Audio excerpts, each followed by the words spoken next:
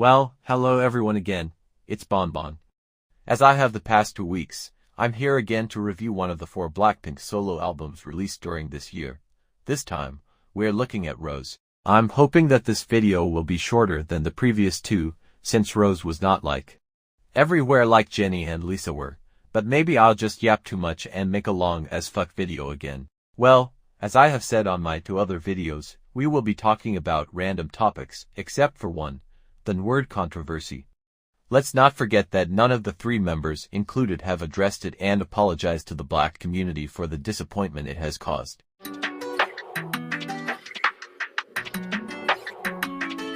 If I said on the last video that Jennie was doing anything but be in the studio, Rose was doing nothing at all and still wasn't in the studio. She was genuinely nowhere to be found. And then at some point she signed with the black label and all hope of music was gone just like that.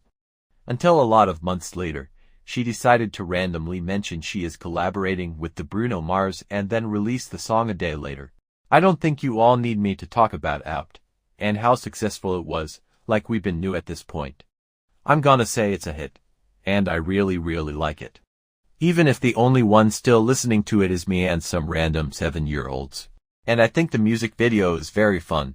A lot of people, mainly haters, have been saying that the song wouldn't have been a hit if it wasn't for Bruno Mars. And partially I agree. But Rose was literally the one who wrote a big portion of it, and she came up with it too. So what's your point? Plus, let's not act like Rose is some random unknown indie artist with 0 experience. She spent 7 years in the most selling girl group. Her album and other singles had pretty good numbers, even if they couldn't come close to Apt.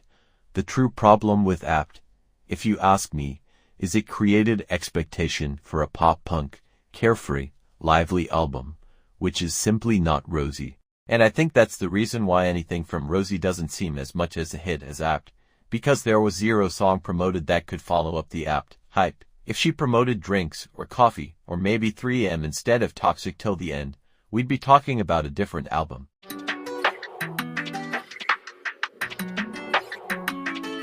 I'll keep this section very short because I really have no idea what to say about this song. I think it's one of her best. It's great, it's emotional, it's heavy. The music video captures the feeling of the song. Her voice stands out with it. She sounds amazing. I have no idea what else I'm supposed to say.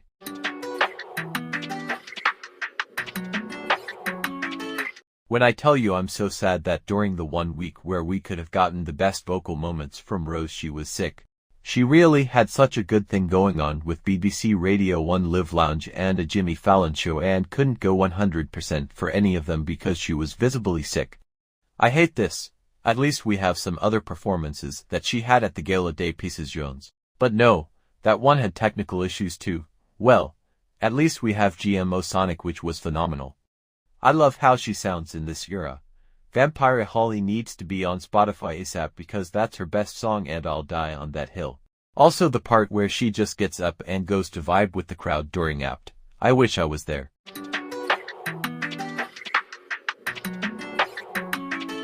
Well, let's talk about the album. I feel like, even if you can find songs about different themes, this album can become quite monotonous.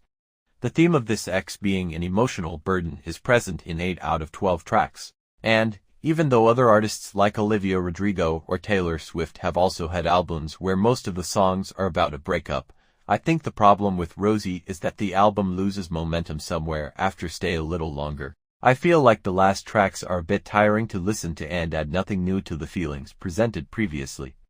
Number 1 Girl is a bop, we know. 3am has so much hit potential and I want to know which person decided it should not be the single. 3am is literally the summary of the entire album. I'll say it, it should have been the single instead of Toxic Till the End. 2 Years sounds very Taylor Swift coded and I'm obviously loving that now. Also, random, but I know so many of you thought of the same thing. Why is 2 Years track 3 and 3am track 2? Shouldn't it be the opposite? My perfectionist self. Anyway, 2 Years is my favorite song in the album I think. Toxic Till the End is not a bad song, but I feel like it's overdone. It's just your average breakup song and not in a way that the general public will eat it up. In a way that the general public will ignore it because 10 other singers did it already. Drinks or Coffee. Another highlight. It might be 2 minutes long, but it makes the most out of them.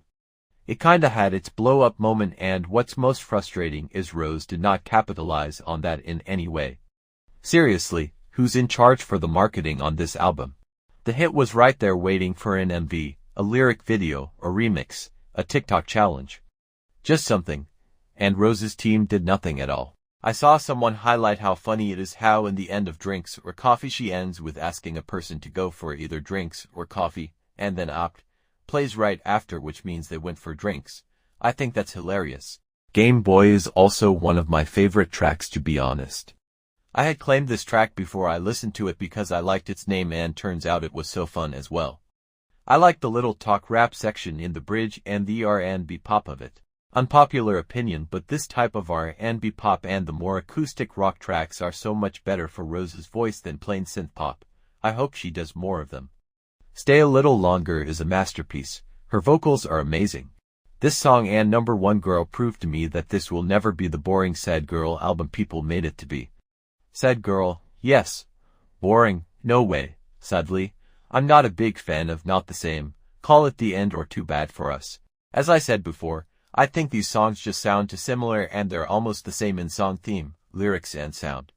However, I love Dance All Night. I think this is also a song I expected to be getting more love than what it's getting right now. It's a great outro for this emotional roller coaster of an album. I think lyrically, Rose delivered the best album out of the three I already mentioned. If someone marketed this album the way it should have been, it could have made waves.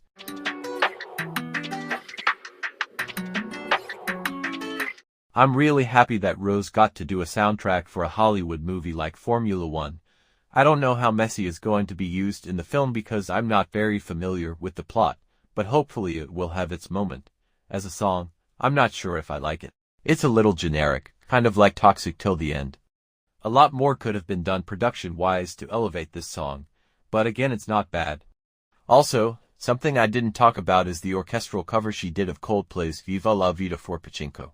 I loved that version of it. Every day I wake up and cry because it's not on Spotify or anywhere else. I would have loved it if Messi sounded something like that cover.